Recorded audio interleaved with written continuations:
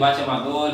Estamos aqui para debater o jogo do Santos e Internacional, que para mim parecia que ia ser um jogo de 10 gols, um jogo de 5 gols. Ia ter gol pra caraca, mas foi um jogo aí de 0-0 ali. E como que foi na tua visão aí, Guilherme, esse jogo aí?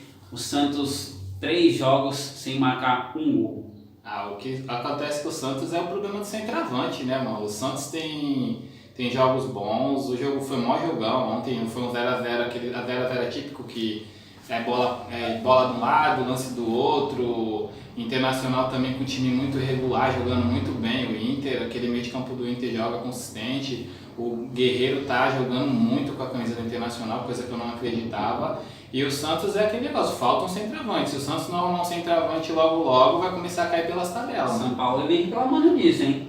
Ele vem reclamando disso. E ontem teve alguns fatores, né? O Sanches, mais uma vez, nos últimos vídeos a gente vem falando bastante que o Sanches tem caído do futebol. E mais uma vez ontem ele não jogou bem. E por incrível que pareça, ontem quem jogou bem, apesar de 15 minutinhos, foi o Cueva, né?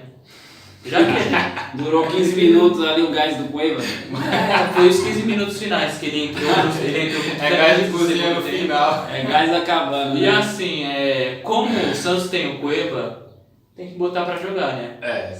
Porque infelizmente vai pagar. Não vai pagar agora, mas um dia vai pagar. Porque o São Paulo vem reclamando. São Paulo não tem papas na língua, né? Não guarda para falar por trás das cortinas. Ele vem reclamando aí que falta um centroavante pro Santos, e realmente falta um centroavante pro Santos, porque o Santos é um time que cria muito, é um time que tem muita troca de passes ali, mas quando chega ali na área ali para alguém finalizar, né, é difícil ter alguém para finalizar. Um centroavante realmente tem feito falta no Santos, porque já são 3 jogos sem marcar. E se a gente analisar, o Santos vem no Campeonato Paulista aí arrebentando, os primeiros jogos também do Brasileirão arrebentando, mas aí vem também naquilo que a gente vem falando aí nos outros debates, né? Até quando o Santos vai ficar nessa, até quando o Santos vai ficar sem um centroavante, até quando o Santos vai ficar só nesses jogos de toque de bola, e já são 3 jogos sem marcar. O problema é que pode ser que aconteça também um desmanche no Santos no meio do ano, né? Porque já está se falando que o Veríssimo vai ter uma proposta muito boa, irrecusável, o Rodrigo vai sair. Tá saindo muita especulação que agora nessa janela de julho, né, agosto, vão correr atrás do São Paulo, e tem 3 times europeus de olho no São Paulo e buscando, que vão vir pesado em cima do Santos. Então o Santos pode perder o seu melhor atacante, que é o Rodrigo, o seu melhor zagueiro, que é o Veríssimo, e perder o seu técnico. Aí vai ser complicado pro Santos no segundo semestre. E aí é onde vai entrar as peças de reposição, né, que o Santos precisa fazer, né? Precisa contratar mais um atacante, precisa contratar um centroavante, precisa contratar mais um meia, precisa usar os meninos que estão na base também, porque a gente tem que rodar o elenco, querendo ou não, precisa de um lateral direito.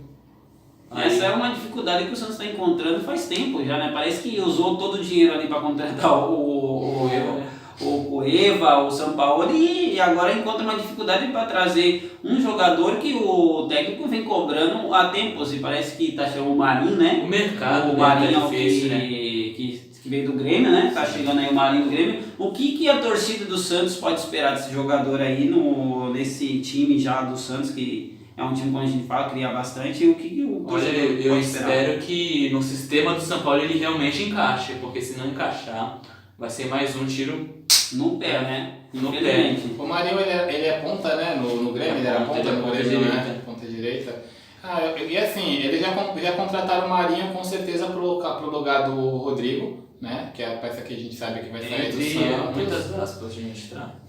Mas eu acho que ali, se for pra jogar na direita, ele vai jogar no lugar do Rodrigo, porque eu acho que o grande problema do Santos é o meio de campo, porque o Sanches não vem jogando nada, como o Gabriel falou. O Soteldo, ele é muito montanha-russa, um jogo joga bem, o outro joga lá embaixo.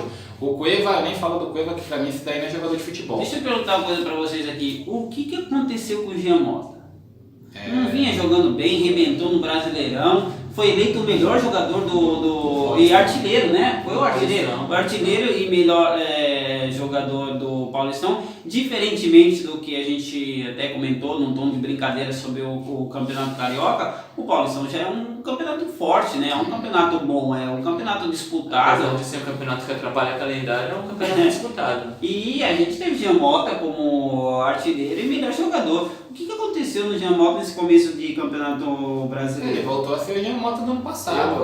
Eu não acho que ele voltou a ser o Jean Mota do ano passado, eu acho que é natural uma queda de ritmo, porque ele não é um atacante, ele não é um centroavante, então a gente não pode cobrar que ele faça 10 gols no Campeonato Brasileiro. Ah, mas não 10 gols, mas tipo assim, você pega um jogador que tá vindo do ritmo, não teve uma quebra de ritmo.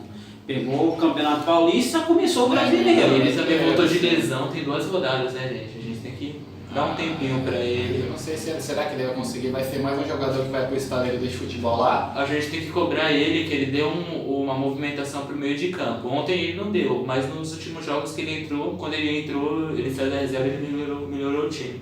Contra o Palmeiras ele saiu da reserva e melhorou o time. Ontem ele não jogou bem, como todo o time, mas ele melhorou o time nos últimos jogos. Então Na minha opinião aí, realmente o que falta aí, a torcida do Santos tem que cobrar muito. Isso o Santos tem que resolver esse negócio do empate no centroavante.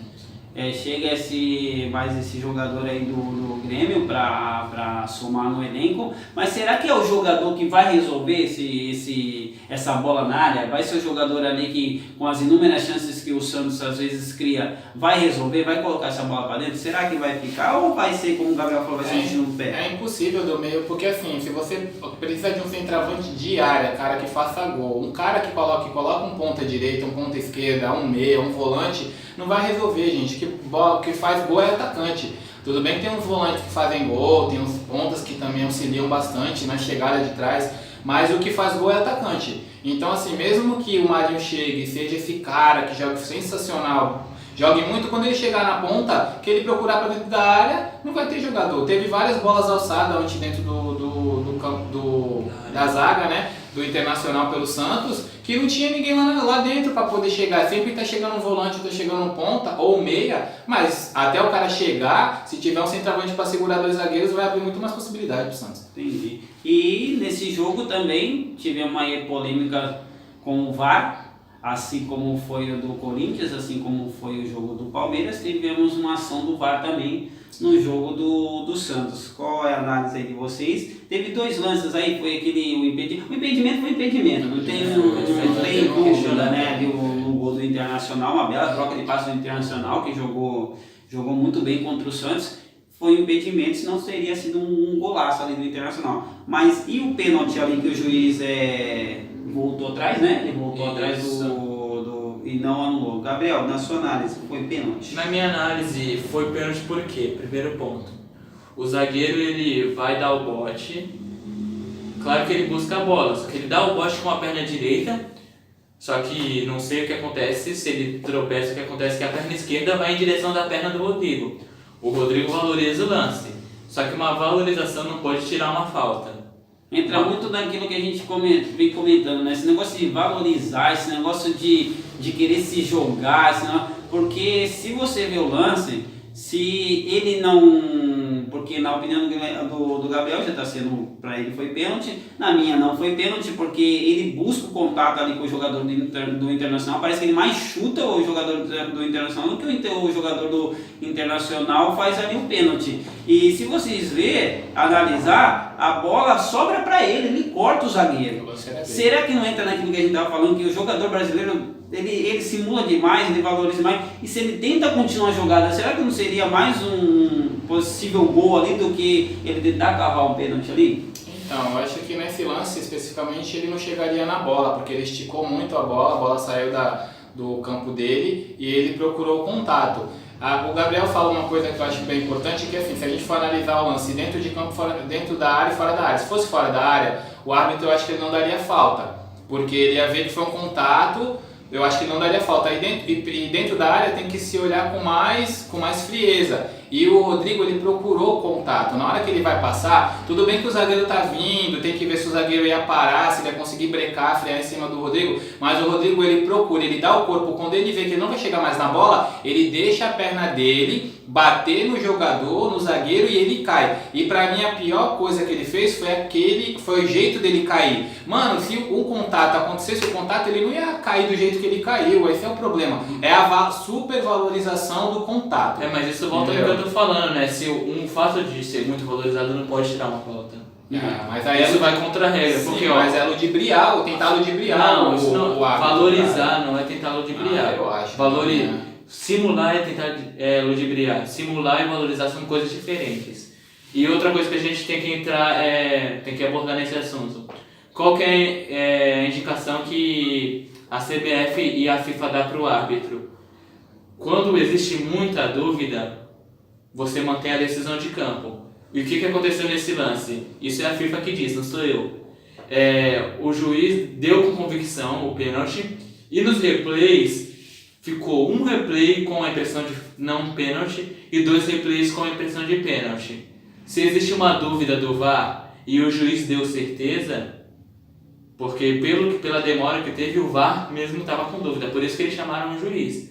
Quando o lance é duvidoso, o juiz tem que manter a decisão de campo. Isso foi a FIFA que disse, não é a gente que criou essa regra. Aconteceu isso no jogo do Flamengo, né? Teve o lance do Gabigol lá, que ele teve o contato com o goleiro, ele caiu, o árbitro foi chamado, foi ver o lance e continuou. Isso daí eu já sou obrigado a concordar com você. Já que ele deu o pênalti e ele também não estava convicção, ele não poderia voltar atrás. Só que a gente volta naquele seguinte aspecto, o VAR ele veio para quê? Para não acontecer esses lances, porque se ele dá o pênalti e todo mundo chega e é unânime que ele simulou, o VAR teria errado. Não foi unânime, porque se fosse unânime ele não precisaria ter ido ver.